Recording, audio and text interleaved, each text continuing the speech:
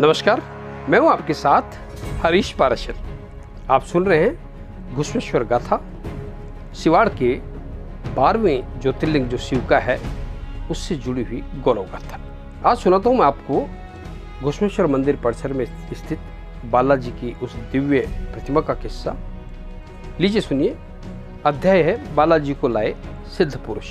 सिवाड़ के बारे में पुरखों बुजुर्गों से सुनी कई बातें अब भी अविश्वसनीय सी लग सकती, पर जब प्रमाण में उनसे जुड़े दूसरे तथ्य बताए जाते हैं तो श्रद्धा के साथ विश्वास करना ही पड़ता है। जब आस्था ऐसी अलौकिक घटनाओं को स्वीकार करने लगती है तो तमाम किस्से सत्य के करीब नजर आते हैं। ऐसी एक घटना घुश्मेश्वर मंदिर परिसर के अंतिम छोर में स्थित बालाजी के मंदिर से जुड़ी हुई है। आप ये जानेंगे कि सिवाड़ में आए एक जो सिद्ध पुरुष हैं माधवदास जी महाराज, उन्होंने यज्ञ के दौरान आसपास के गांव में हेड़ा दिया था और उस हेड़े में तलाई के पानी से ही मालपुए तैयार कर दिए थे।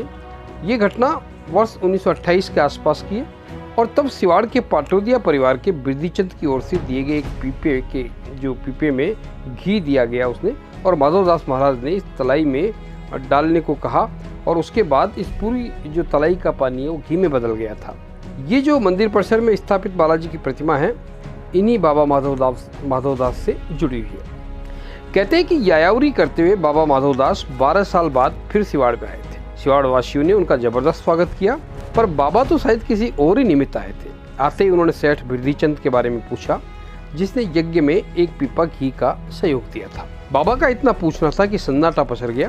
किसी ने हिम्मत कर जवाब दिया, बाबा सेठ तो आज ही स्वर्ग से धार गए, उन्हें तो शमशान ले जाने की तैयारी हो रही है। बाबा तत्काल बोले, अरे ऐसे कैसे जा सकता है बिरदीचंद, मुझे वहाँ ले चलो, अभी तो उससे एक काम और कराना है। खैर झोली कमंडल उठाएं बाबा बिरदीचंद के घर तक पहुंच गए और कहते हैं कि उस वक्त सेठ बिरदीचंद की जो है अर्थी तैयार थी, बस परिजनों के इंतजार में थोड़ी देरी हो रही थी। बाबा पहुंचे तो गांव वालों पर बरस पड़े, अरे इसको कहाँ ले जा रहे हो, ये तो जिंदा है।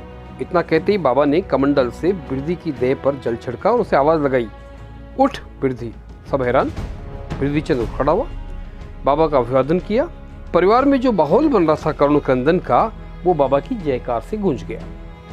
किस्सा यहीं खत्म नहीं हुआ। बाबा तब अपने झोले में एक छोटी सी बालाजी की प्रतिमा लेकर के आए थे। उन्होंने प्रतिमा निकाली और बिरदी को आदेश दिया, घुश्मेश्वर महादेव मंदिर में इस प्रतिमा की प्रतिष्ठा कराओ और उसके बाद तुम चले जाओ। बाबा तो एक वहां से चले गए और बिरदीचंद जो है बाबा के आदेश की पालना में जुट गए। उन्होंने ही बालाजी का ये मंदिर बनवाया और बाबा जिस छोटी प्रतिमा को साथ लाए थे उसकी विधि विधान से यहाँ प्रतिष्ठा कराई। सिवाड़ में पाटोदिया परिवार अब भी रहते हैं और वे भी अपने पुरखों से सुने हुए इस घटनाक्रम की पुष्टि करते हैं। लेकिन जैसा कि मैंने आपको पहले भी बताया कि कई इतिहास ऐसे होते हैं जो लिपिबद्ध नहीं होते और आधे अधूरे भी होते हैं। ऐसे में ये भी शंका होती है कि क्या उसमें सच है कि नहीं। लेकिन जो पुराने लोग बताते हैं कि बिरदीचंद 2 साल बाद और जीवित रहे।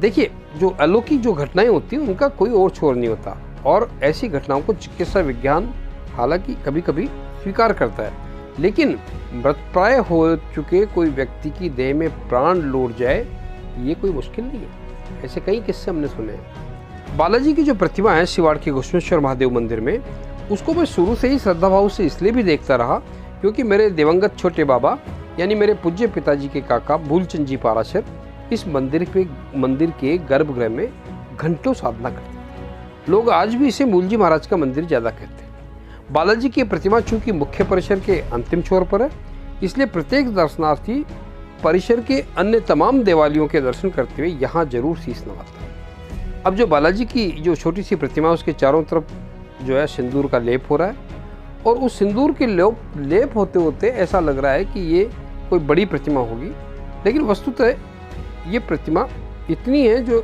बाबा की जो जेब है उसमें आसानी से समा गई होगी। बाबा माधवदास इस प्रतिमा को कहाँ से लाए होंगे ये भी रहस्य ही है। समय के साथ साथ बालाजी की इस प्रतिमा के दोनों तरफ राम, सीता, हनुमान की अन्य प्रतिमाएं भी स्थापित कर दी गई, लेकिन मूल प्रतिमा वही है जो बीच में नजर आती है। आज भी भगवान घुश्मेश्वर के भोग की आरती के वक्त प्रतापेश्वर मंदिर व इस बालाजी प्रतिमा के सामने नियमित भोग अर्पित किया जाता है, यानी ज्योतिर्लिंग के साथ इन दोनों स्थानों पर भी भोग लगाया जाता है। और हो सकता है कि इस परिपाटी के पीछे भी कोई और ही किस्सा हो।